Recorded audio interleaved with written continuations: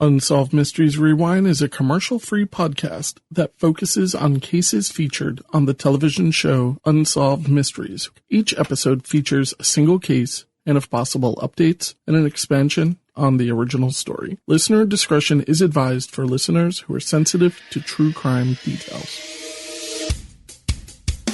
Tonight on Unsolved Mysteries Rewind, two friends get together to discuss episodes of their favorite television show, Unsolved Mysteries.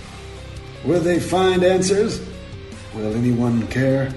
You may be able to solve a mystery.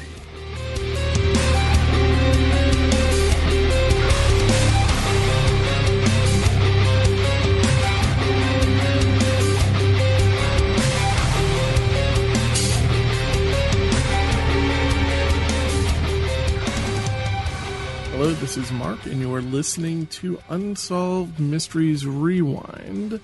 Today, I have a very special introduction to make. Her name is Catharine. How are you doing, Catharine? I'm good, Mark. How are you on this fine Thursday? Is it Thursday? I don't even know. Catharine is stepping into the role of helping bring Unsolved Mysteries Rewind to its new horizon. And I couldn't appreciate it more. Thank you so much for stepping up into that role, Catharine. And I look forward to all the work that we're going to be throwing on the table and getting done.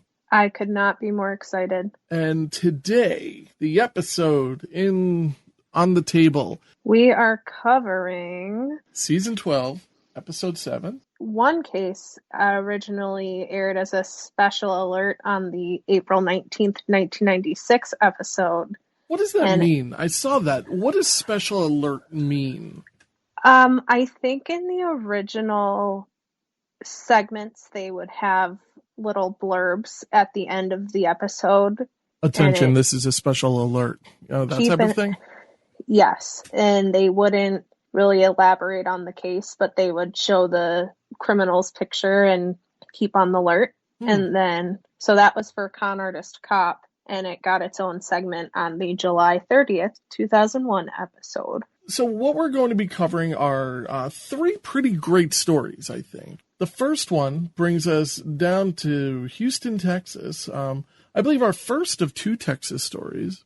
This one's entitled Black Hope Curse. This goes back to 1982. We first meet the Haneys, Sam and Judith, and they are so cute. They just seem like they get along and play like Marjan on Wednesdays. Loved their voices. Mm-hmm. I'm a sucker for a good Texas drawl. Sure. But they bought a house in Newport, and it was the house that we had always been looking for. So it was the house that we had intended to stay at for a long period of time. But then... This is a brand new development in Texas. These are all brand new houses at the time. A year after they bought the house, and Sam was having a hole dug in their backyard for a swimming pool. Fancy, right? I mean, when I hear that people are putting in their own, in-ground pools, I just get so jealous. I have an above-ground pool. Oh, it's still sort of fancy. But pools are kind of a pain in the butt. I grew up with an in-ground, and I know that it was always on maintenance. So yeah, they're going to dig, they're going to even excavate their brand new property even more by putting an in-ground in. So one day, an elderly man showed up at his door to report that he was about to dig up human remains. This is the shadiest part of the story, in my opinion. Right. And I tried to find more on this elderly gentleman. Mm-hmm. I couldn't really find out who he was. They didn't elaborate on who he was in the segment. But they continue digging because they want to find these supposed remains. And they find 25 bone fragments, and some were so brittle that they fell apart when they were touched. Right. And 2 wedding rings were also discovered. And I think what ended up happening is that they did rebury the remains, and I'm going to assume that these people, being, at least from what we can tell, right? You can't just tell everything, but they seem to be pretty good people. They would put the jewelry back in with the remains. But I wonder, is it technically their property? I wonder. I bet it is. Like a finder's keeper on my property type of thing.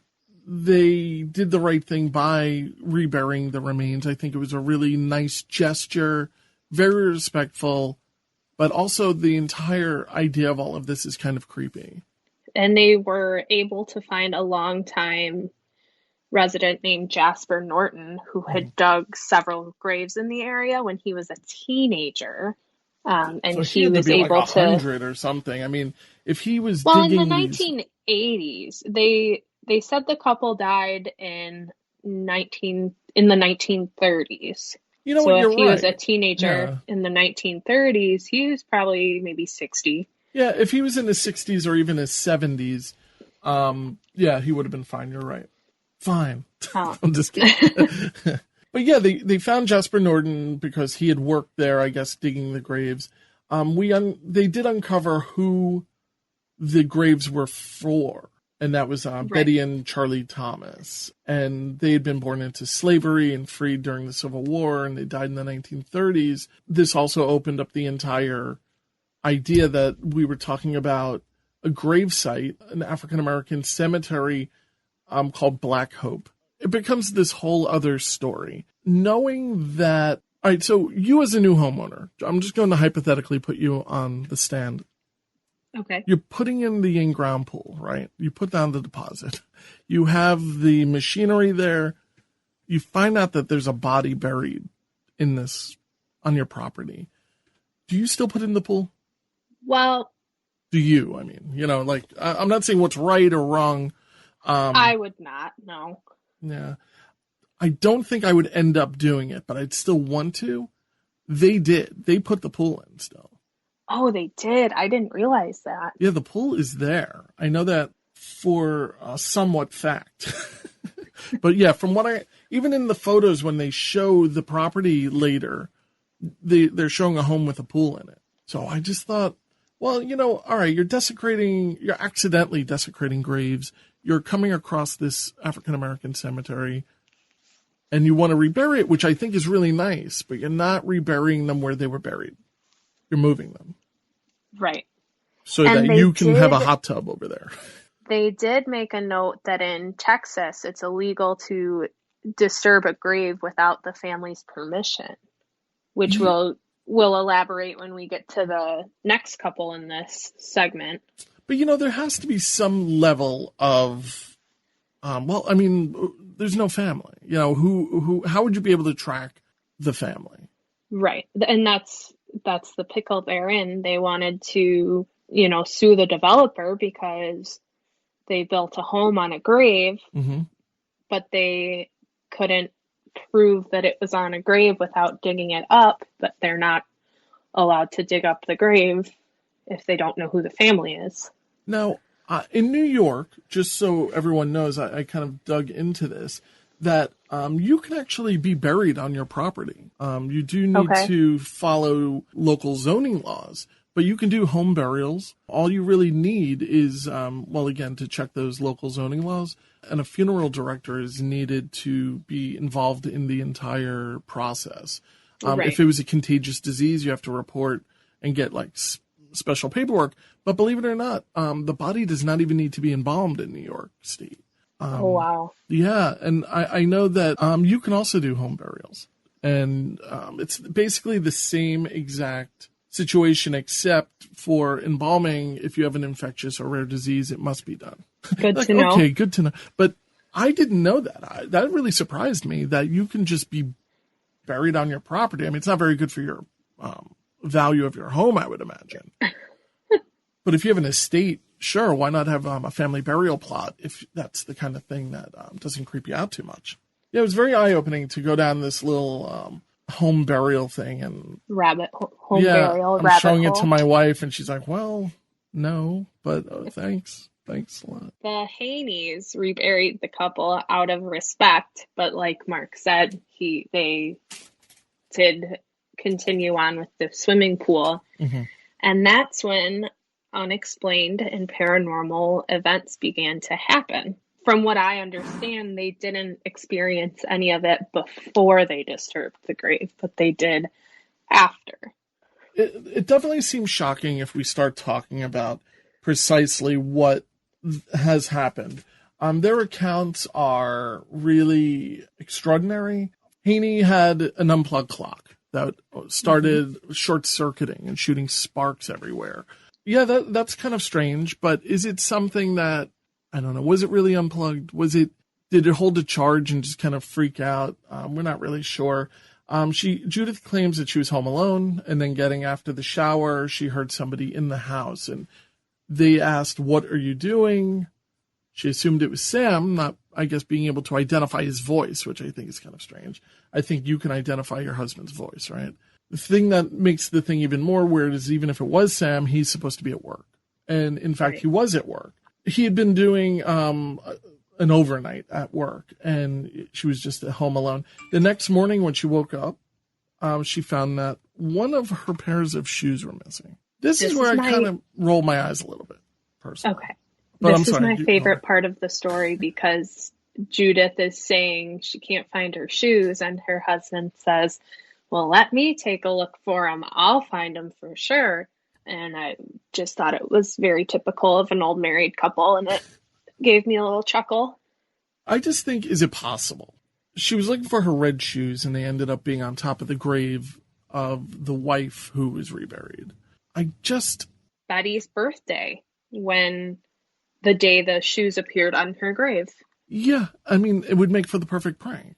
Some people just love to, mess with people, and I just can't rule that out. Now, I'm entertained by it, but I'm not sure. If I found out that a couple was buried on my property, I don't know if I would know enough about them to know when her birthday is, find out her birthday, put a pair of my spouse's shoes on her grave, and then say, "Oh, there's another ghost thing that happened." If you think about it, it's a pretty elaborate prank. Well, yes and no. They found out the names of the people who were buried, right? So probably more than likely, if there's a record of their names, there's a record of their birth date. I'm not saying that's what happened. What I'm saying is, I kind of don't buy into the whole it floated out of her closet and landed on the grave type of thing. It makes more sense to me, I guess. And I'm a believer of esoteric and paranormal and these type of phenomenon. It's just, this one is just a little too perfect, I think, for me anyway.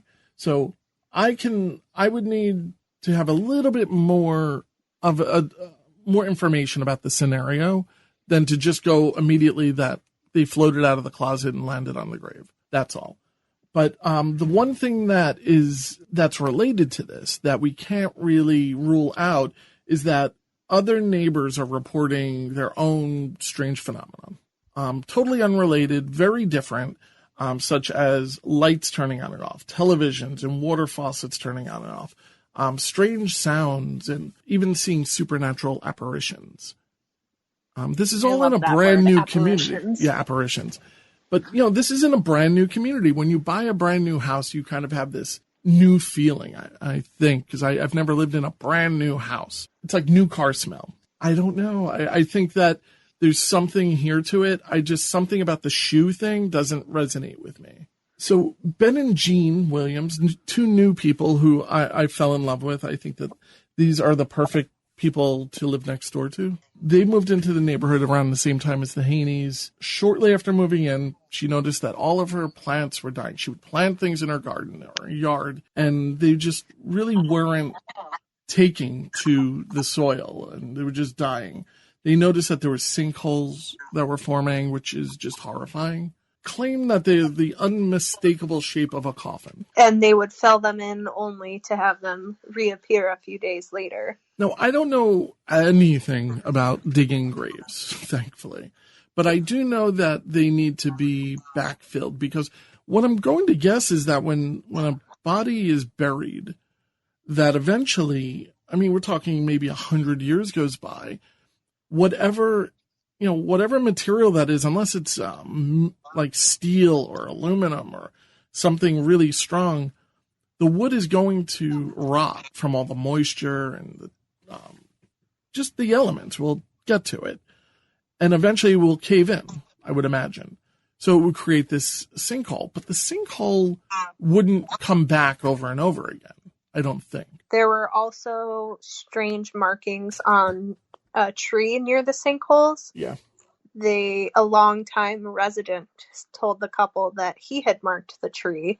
The 30s, or beforehand, when the cemetery was still a cemetery, if families couldn't afford a headstone, that's how they would mark the grave, is mark a tree nearby. Which is nice, I think. I think it's a nice idea and concept. You know, it's like a living marker. But the Williams, when the Williams learned that the markings represented the death of, I believe, 2 sisters, was it? At that location, at least on the Unsolved Mysteries discussion, she seemed to be really taken back by that. She felt as though she really genuinely violated their resting place. And she just was like, we desecrated this. This is terrible. Well, another thing with the sinkhole I do want to mention is this is all a brand new development. So they've dug up, they've refilled, they put in plumbing systems, and there's all types of reasons why the grounds might settle in different locations.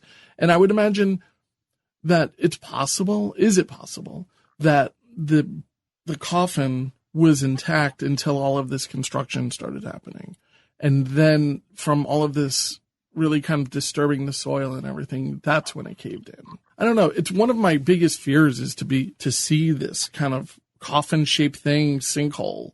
It's very creepy. There's a story that happened just maybe 2 years ago here on Long Island where somebody went to go visit their loved one. I'll dig this up and put it in the show notes, where she's putting flowers on a loved one's grave, and she starts sinking into the grave because it wasn't backfilled properly.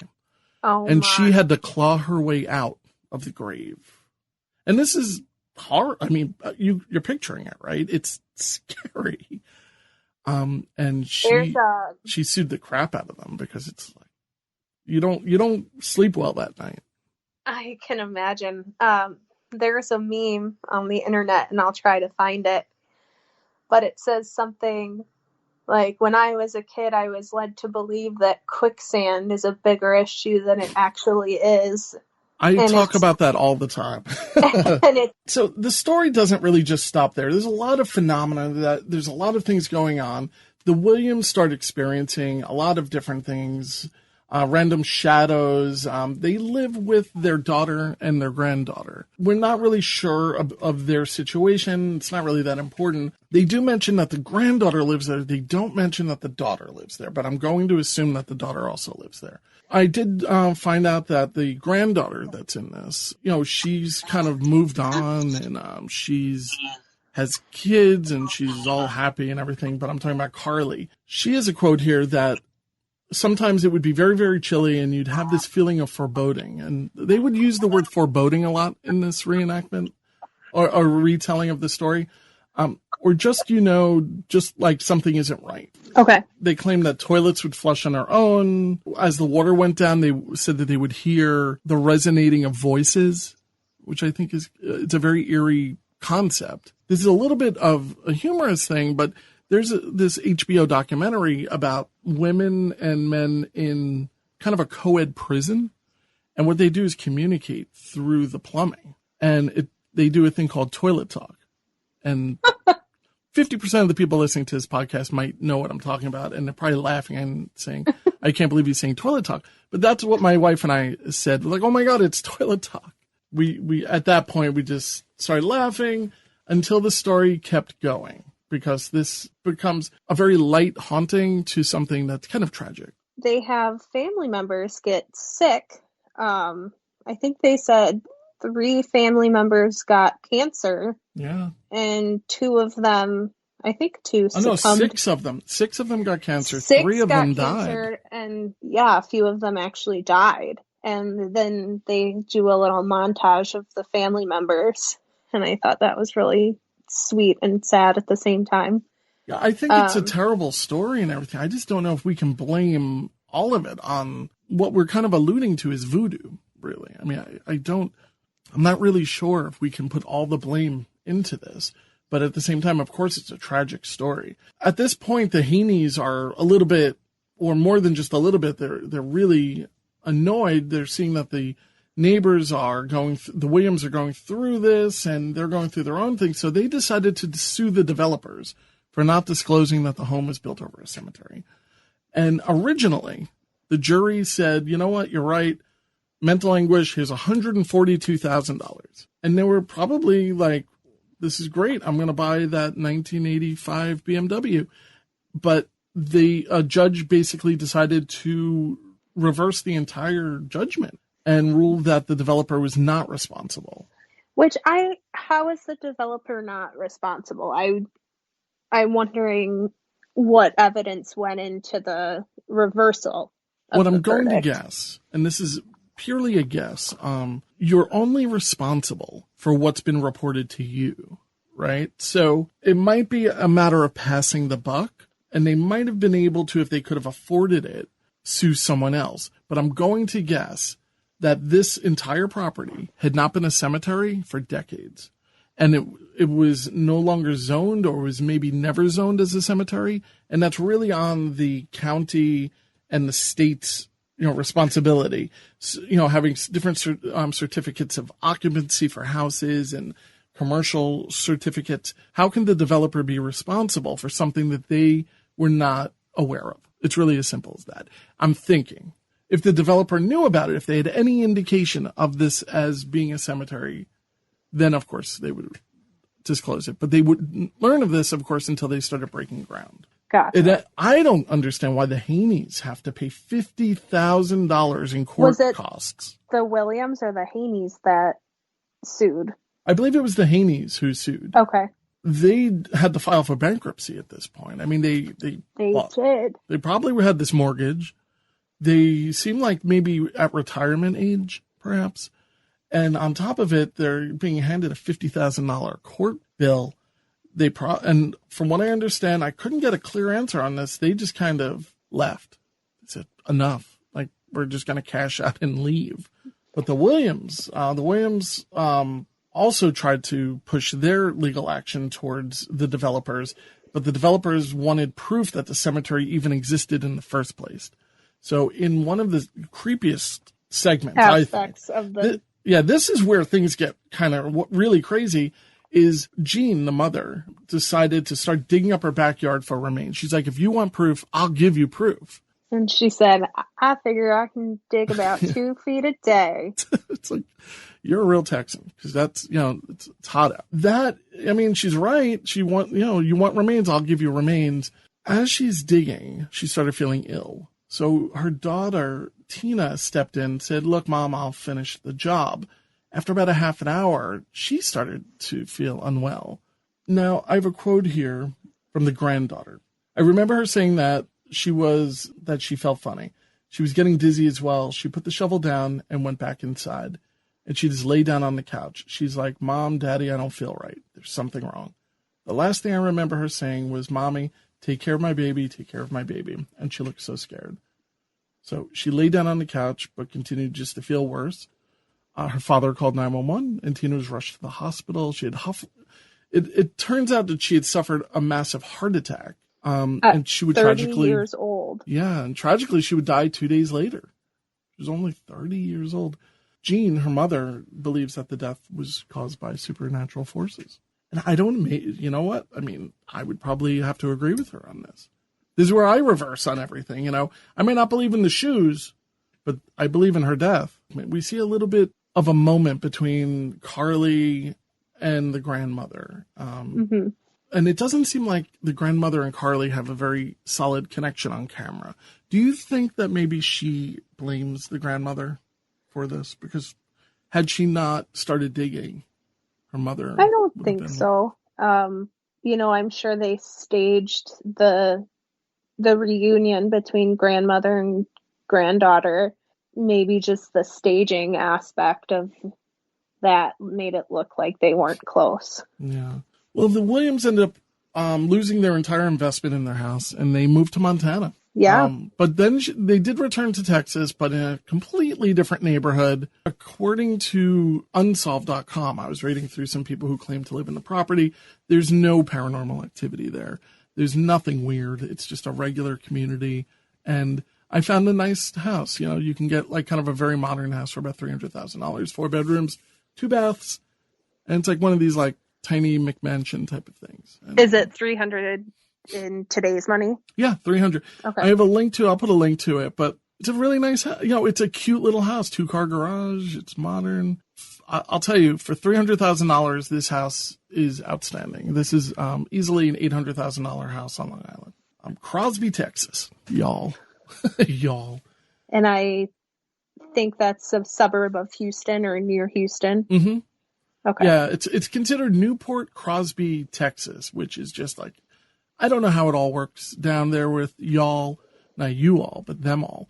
And it's just, there's no flood factor. We'll just say that. You're not really near any water, and it looks like a nice community, to be honest with you. Just, you know, maybe go in there with a seer so that you can find out if there's any negative spirits, if that's your thing. But moving on, we have Con Cop. After spending a long weekend with their divorced father, Amber and Brittany return to their home that they share with their mom, Joann, who is, I don't know if we ever, oh no, she's divorced because they spent the time with their father, who kind of gets them on the weekend. But they're divorced. She's 39 years old. They come home, they're begging for pizza, but Joann is not there. They find her purse and jewelry, and while that's not completely strange, she normally showers, takes off the jewelry, and puts it on right away. So they're kind of like, all right, what's going on? You know, it's kind of strange, but it's not totally uncommon that she wouldn't be there. Just leaving her purse and jewelry is kind of strange. Another thing I read, too, was that Joann was a stickler for turning lights off when she left the room. Really? And all the lights were on. Yeah, like stuff like that, telltale signs. You would also think that somebody would be smart enough to know that about somebody when abducting them, but maybe you're not really in the most clear state of mind. But after Joann failed to show up for the next several days, she's reported missing.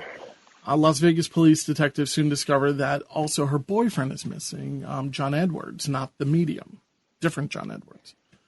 So over the next few days, Joann and John just are gone. He's not showing up anywhere, and there's no communication. So it's getting really kind of questionable. We don't get an update as to how panicked her kids are, even her ex-husband, but I'm sure that they're terrified. From what I understand, the Las Vegas police didn't really jump at the investigation.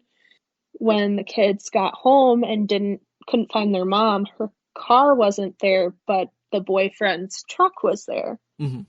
So they called their dad and said, we don't know where mom is.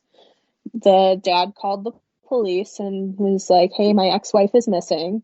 The police were like, well, she probably just went on vacation with her boyfriend and didn't tell anybody. So even though she's missing at this point, they didn't take a missing persons report, even though she's missing for a period of time. So the truck was there, and I can't remember if it was Joann's sister or Joann's friend said, well, this is the boyfriend's truck. Can I search the truck? And the police officer was like, yeah, sure. Do whatever you want. I don't care. So they go and they search the truck, and that's when they find a duct taped wallet. So they found the wallet in the truck. Yeah. Oh, because when they do the reenactment, it seems as though they were searching his apartment. Right. And they made it seem like the police found it when in reality the family found it. Thanks a lot, Las Vegas police. They found several IDs, but they also found the ID of John Addis. Mm-hmm. And that's when they go into his backstory. Was born in Michigan, actually right by where I'm from. Uh-oh. Married Jody, and he decided he wanted to live off the land, and they moved to Alaska, where he hunted like caribou, right? Yeah, and he became a state trooper in Alaska and was an expert in crime scene investigation. It's crazy, right? I mean, we'll go from him being a personal trainer They're saying how what a handsome and charismatic gentleman he is, and he meets her, and she's so happy to have met this person. And I mean, the reenactor, I don't know, I wasn't catching the whole vibe of like him being all wonderful and charismatic. I mean, it seems to me that he was really obnoxious even before he started showing that he was being like obnoxious. I mean, we get the reenactments. I mean, if she's dealing with him on a day-to-day basis, she must know that he's kind of a jerk. Right. And I loved the reenactments Me in too. this segment. They're at like a mall food court, and he says, "Is this strawberry?" She's like, "Yeah, I think it is strawberry. It looks like strawberry." Yeah, it looks like strawberry. And, "You got me the wrong drink. Are you stupid or something?" It bummed me out. And she's like, "John, stop. John, stop." And she's like, "Will you shut up?" And it was like, what? Loved the reenactments. And we find out also John Edwards is a bit of a schnorrer. So he basically lives off of her earnings. Joann's friend that set them up said they would go out to dinner and he would complain and he would be controlling. Yeah. And she paid for everything. She would put gas in his car. She would always buy the food. Can I ask you about the duct tape wallet? What do you think of that? Like, if you personally see a duct tape wallet, what's the first thing you're going to do? You're going to open it, right? If I just see a wallet, I would be more likely to not open a wallet that doesn't have duct tape on it. I would think it was probably tucked away, like in the glove box or something, and they were digging through the truck and found the duct tape wallet. I don't think that it was in plain sight for Joann to see. Yeah, I don't think it was his backup ID, definitely. Right. I don't think Joann really knew about his past. I think she was going to break up with him because he was a jerk. Well, that's what we learn. We learn from friends that allegedly she's going to, we're going to call it off. This isn't working out, John. And from what we've learned, the worst and most scariest time for a woman is when she's trying to break up with a man. And that is usually, it seems to be the trigger on a lot of violence and a lot of murders and a lot of disappearances. And this is exactly what kind of happens. She was about to break up with him, and she goes missing the next day. We discover that she does go disappear. She goes and vanishes. There's nothing kind of showing up, but they do find her body. Not her body. They find her car. They found her car somewhere in Arizona. Yeah. In Prescott, Arizona, they found the car parked in the remote desert area. Yeah. 3 days after she disappeared, they found her car. So they're like, okay, what's she doing in Arizona? Maybe this lady's actually missing. Maybe we should do something about it. There's another detective. I forget her name, but she is absolutely gorgeous. She has her hair done. Her makeup is done perfectly. It's funny. I was going to do a quick search on her, and I kind of just didn't get to it. But she looks like she should be on Law and Order in the 80s. So she ends up investigating John Edwards and his background. His real name is John Addis. He had 4 kids with his first wife. They also interview his first wife, Jody. She seems like a badass bitch to me. She seems like a really cool lady. Jody has been through it, I think. And Jody's like, I was abused by this man. I mean, that's essentially what she's, having the courage to just kind of put her face to, And there's a crazy reenactment where he's being a lunatic. She's in the truck and she's like, I've had enough of this. And at like 50 miles per hour, she just jumps out of the truck. But he went after her and grabbed her and threw her back in the car. And she was granted a divorce. Like, oh, thanks. Well, I think when they say granted, it's one of those things where I don't know how it is in Alaska, but it could be that you need 2 parties to agree to divorce. It can't be a one-party decision. But I think when it comes to escaping from somebody at 50 miles per hour and then getting your shoulder dislocated and then thrown back into the truck, there might be a loophole there to allow you to get a divorce from an abusive husband. Maybe. Right. That's what I thought as well. But it just seemed like it was a prize to her. Now, we do... Congratulations, we gave you a divorce. We do learn a lot about his history in Alaska, which I don't think really applies so much to this case.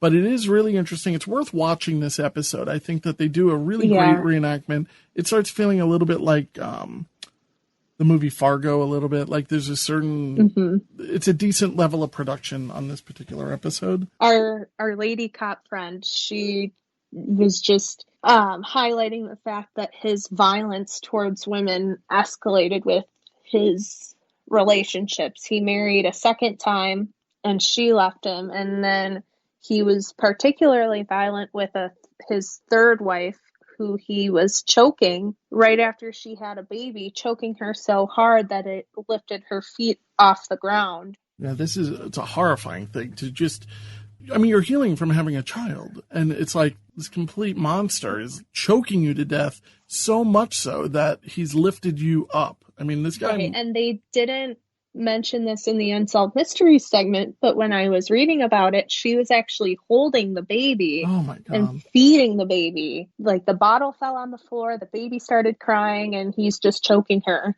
off the ground. This reeks to me of being like a massive cokehead or something. Like this guy just has other issues outside of just mental illness. He didn't drink or do drugs or anything. He was just... I don't buy that. I just don't buy it. And I'll mention why when we discuss what happens to him. On October 9th, 1998, a hiker discovers Joann's remains, which were 1 mile from where her car was abandoned. All right, a mile is a big distance from anything, a square mile. But I don't know. I just feel like maybe they didn't do a thorough search. Like maybe bring in a dog. I think her vehicle was found like in a desert, and her remains were found like up a mountain. So he carried her up this mountain and hid her. But a dog, and they said, a dog would be able to sense that, I believe. Well, again, the guy has a history. I mean, he knows what he's doing. So it's very possible that he chose this location purely for this exact reason, to throw them off. Clearly, he knows he knew what he was doing because they didn't find the body. In the reenactment, it's skeletalized. Is that a word? At the time of the airing, he remained at large. It was still kind of an unsolved mystery, and it was even profiled on America's Most Wanted and featured on FBI's Criminal Pursuit. Now, the ending, where we find out the next step, which is where we finally get to some level of a conclusion here, it seems so simple when I looked into what Unsolved Mysteries puts forward. But you uncovered some difficult to follow information, but a lot more information. So if you don't mind, I'm just going to throw it towards you to conclude this, because the simplicity, I don't know. I don't believe the Unsolved Mystery. It's just too simple. The update was very vague, and I did have to do several Google searches. It was very difficult to find more information. I finally found a book, The True Story of One Man's Descent into Madness and Murder by Glenn Pewitt. And that had some more information. They had the name of the woman he was supposedly found with, and her name was Laura Liliana Padilla. She met John at her gym. She was 25 years old. He was in his mid to late 40s. And her family actually met him, but her dad kind of got this vibe that they were just friends because he was so much older than her. So one day, her sister goes to her apartment, and there's a note from her saying that John proposed marriage and they're gonna run off and elope. And that was actually several years before she died. She was married to him, had 2 kids with him. So they were his kids, right? Or allegedly. We think they are. Allegedly, they are his 2 kids. And she was missing and gone from her family for several years, but she was alive during that time. And so they lived in an apartment in Guadalajara. After a couple days, their neighbors hadn't seen the family in a couple days. So this is in October of 2006. Their neighbors hadn't seen them in several days. So they go to check on them and notice a horrible smell. And Laura, along with her 2 young children, were found murdered in their home. They died of carbon monoxide poisoning, but there were over 20 syringes found nearby. Now, we don't know exactly what the syringes were for. Were they for everyday drug use? Was somebody diabetic? Was, Right. We don't know. There's just not any information.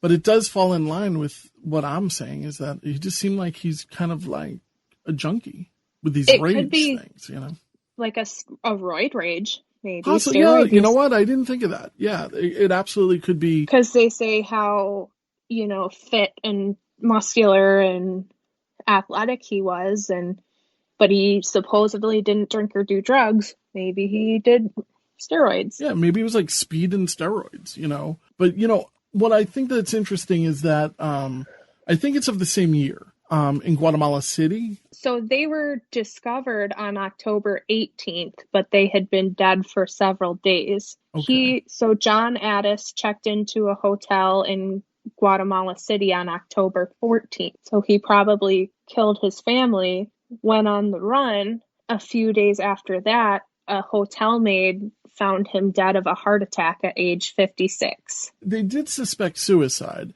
but yeah, the postmortem reports state that he had a heart attack and, like you said, 56.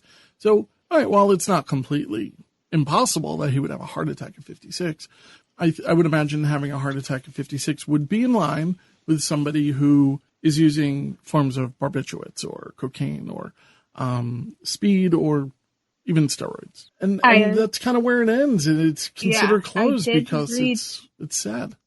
I did read also that Detective Hannah, who was one of the Las Vegas police officers, suspected that John may have murdered a lookalike and continued to be on the lam. But fingerprint identification proved otherwise. Well, let's bring this to Halloween 2001. The disappearance of Cindy Song. Yes, Cindy Song. Poor Cindy Song. Cindy Song was born in Seoul, South Korea, and she moved to Springfield, Virginia in 1995 to live with her aunt and uncle as she attended school in the United States. And she was scheduled to graduate in the spring of 2002. On Halloween, she had this really strict work ethic. She was in a special graduate program. She was working 2 different jobs. She was a hardworking student, and like so many people who might even be listening to this podcast right now. But for Halloween, she chose to take the night off from studying and enjoy herself with her friends, Stacy Paik and Lisa Kim. They decided to go to a club called Players Nightclub for Halloween and just kind of hang out. Cindy being Cindy, she dressed up as a bunny in a white tennis skirt, bunny ears, and a tail. On Unsolved Mysteries, they mentioned that it was a cute bunny, and that's kind of how she was. She was a cute girl, and I think the reason why they really bring this up is mostly to take it out of everyone's thought that she was a slutty bunny. I guess it's they probably to slut shame you on paper, and it's just the fact that we have to even talk about that is horrible. Because it's we're talking about a disappearance of somebody. And it's it shouldn't matter what she's wearing. I think at the time, too, dressing up as a Playboy bunny was very popular. Yeah. And they probably wanted to indicate that she wasn't a Playboy bunny, but that's a good point. Actually say Playboy. Now, this is also a very turbulent time in the United States. It's 6 weeks after the 9/11 attacks. This is... I didn't even realize that. Yeah, you're right. Yeah, so not to say that really has anything to do with this, but I would imagine calling the police, it would, everything is, your real focus is on whether or not we're going to get bombed again. At least I remember it that way, as, everything was put on hold. Unless it was a crazy, crazy thing happening, it was all put on hold. So she's at the bar until about 2 a.m. She leaves Players Nightclub and goes to a friend's house to play, I don't know, what would she be playing? Nintendo 64. And Mario Party? Yeah, Mario Party, exactly. 4 a.m., Stacy Paik drops her off at the Park Apartments on Clinton Avenue. I have a link to the apartments. They're nice little apartments. They're still running at a reasonable price for students, about $1,200, $1,300 a month. Cindy had a few drinks that night, but she was just mildly intoxicated. So I don't want anybody to think like, all right, she went home, she's wasted, and she just went out to party 2.0, at 4 a.m. It wasn't really in her character to be like that, but just like everybody else at the party, she was drinking and she was of age. So there really shouldn't be a question of any of that. The thing is that after Stacy dropped her off, she was never seen again. The next day, Cindy's roommate came home. She had been away visiting her family, and she did not find Cindy. The door was locked. There seemed to be no signs of a struggle or Jimmy in a lock or any of that kind of stuff. Cindy was simply not there. 3 days after Halloween, after the drop-off, the friends, unable to really reach her, reported her missing to police. This is where it all just kind of blows up. We take it really seriously at this point. They find that she had to have gone to her apartment, even though her friend dropped her off. She didn't see her going to the apartment, but there's an indication that she was in the apartment physically. She had taken off the fake eyelashes. She had left her backpack with her cell phone. The only things that were missing, actually, were her keys and her purse. And her bunny ears. Oh, right, and the bunny ears. They couldn't find the bunny ears. You're absolutely either. right. So, but there's still no signs of any type of foul play. There was a 24-hour convenience store that was right within the vicinity of the apartment complex that she would go to at any time. She would just kind of run down there and grab a Red Bull or something like that and come back home. And she would go into costume because it's like, she's like, all right, I got to just run out and get milk. Who knows, Right. Well, she's been drinking. She probably wanted a little snack. She probably right. Doesn't need to bring her whole purse, grabbed her wallet, went for a bag of chips, and who knows? One thing I cannot find, I don't know if you found anything here, I don't know if we even discussed this, was anybody at the 24-hour convenience store questioned? I can find nothing. I couldn't find anything either. They mentioned, she may have gone, but did anybody see her? Did anybody ask if they saw her? Mm-hmm. I don't know. And that's like the biggest... That's the big tell right there. It's like, she came in and grabbed, chips and then left. I mean, okay, well, that is something. But no, we don't know. Or maybe the 24-hour market is key and they're withholding whatever they found at the market. Well, the investigators scoured her emails and confirmed there was no kind of communication through her emails. Her cell phone was not with her. The cell phone was pretty ubiquitous with her. So the fact that she didn't have it was it was a very scary thing for her friends to see. And there was also no activity on her credit cards, which she did have on her when she left. So that's kind of interesting. When her family learned of this, they traveled from South Korea. And the first thing they did, and when I first read about this, I thought there was something sketchy about it, but I really don't think there was. They cleaned her apartment. And I think it was probably just like college pigsty. And her mother's like, well, I'm going to clean everything. Because when she comes back, I want it to be clean. Because her mother is really keeping this investigation alive.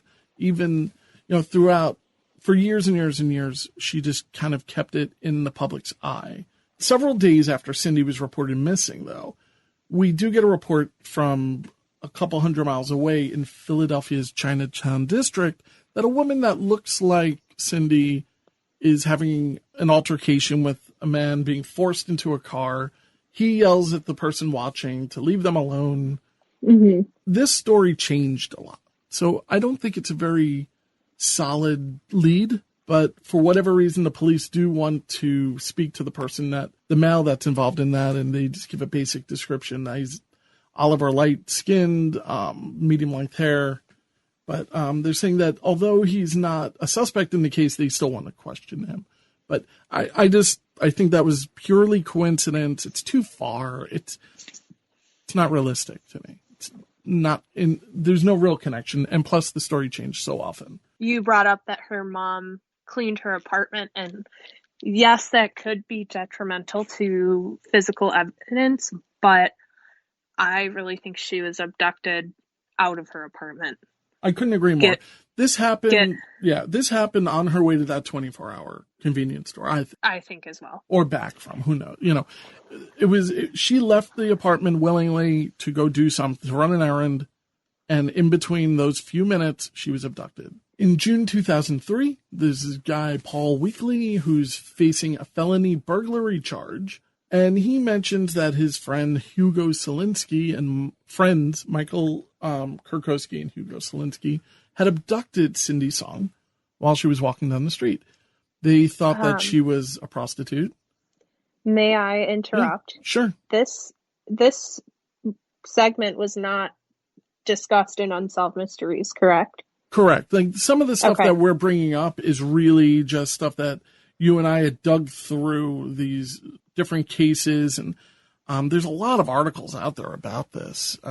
And this became a little bit of a rabbit hole, so I'm going to try my best to not go down the rabbit hole, because Hugo Selinski alone is just, is a topic for an entire podcast. I also don't know if there's anything to this, because there's I'll bring it up in just a minute, but essentially it's being told that they mistook her as a sex worker, abducted her, brought her to Michael Kurkowski's house, but they kept her in a walk-in safe, and they basically raped her and tortured her until she died, and they buried her somewhere. When I read about this the first time, I was just really, oh my God, what a terrible, terrible. You're going to get potato chips and you're getting abducted. It's just, the whole thing is just so heartbreaking. When you dive into the story a little bit more, investigators are skeptical if the story about Selinski and Kurkowski, abducting and murdering Cindy Song is true, because they found on the person who ratted them out, the person who told them of this story, that on his computer, he had downloaded several articles about Cindy. He had known about her case very, very well. It's possible that he fabricated this as just something to maybe seek revenge on the guy, or to have some leverage so that it appears that he has information. And I believe interesting. It gives me hope that somebody didn't go through what we're saying. But the fact of the matter is, Cindy Song's body is yet to be recovered. We just don't know what happened. Is it better to know precisely, a theory like that and believe it? Or is it better to kind of have hope that something less tragic happened? I don't know. I don't know which is worse. I couldn't imagine being a parent and having to go through that, especially from another country, such a distance. They did search his house, and they did find over a dozen bodies.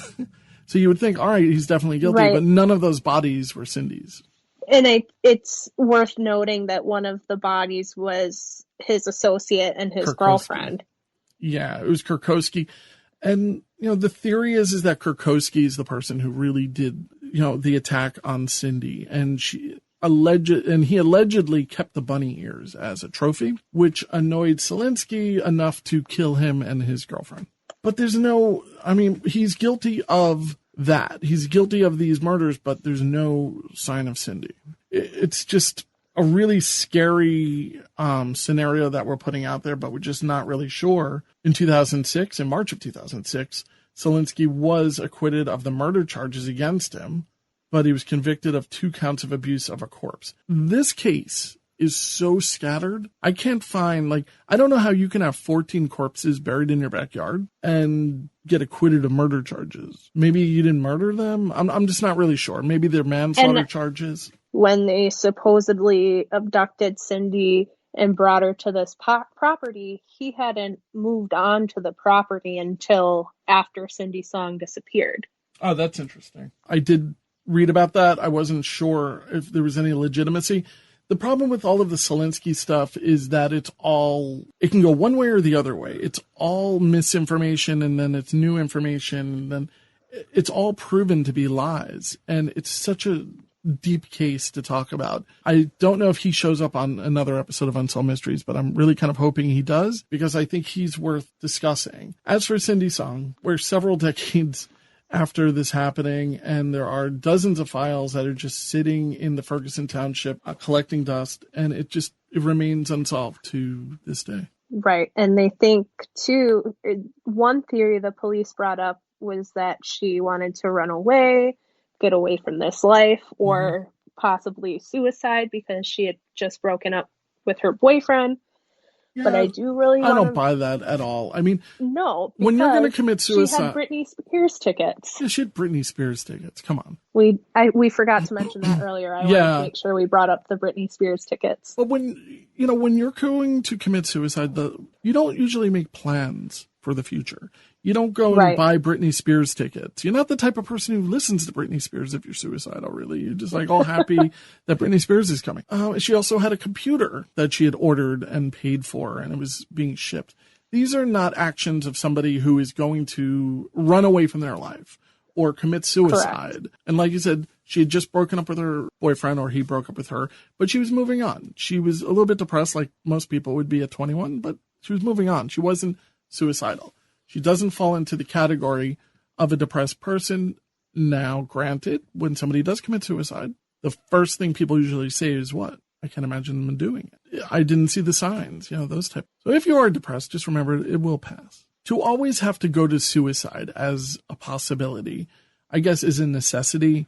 But I just think with some people, it just doesn't make any sense. But nonetheless, Catharine, I want to thank you so much for going through this. It's our first episode. We definitely hit a few bumps, but I think for the most part, we got our stories out. I think so too. I'm excited to keep going, and I think with more practice, we'll iron out the wrinkles. 100%. Our notes look like a crazy person's chapter 1, and I love it. It looks great. But yeah, I have to thank you so much for putting the time that you've put into doing the research, putting up with my crazy, level of research. But eventually we'll figure it out. We'll get into the flow of things, and I hope the people who are listening enjoy it. I had a great time talking about this. I did too, Mark. Tonight we have been confronted with an entire catalog of unexplained and unsolved events. Tune in next time as Unsolved Mysteries Rewind discusses another collection of unsolved mysteries. Until then, we can only look and wonder.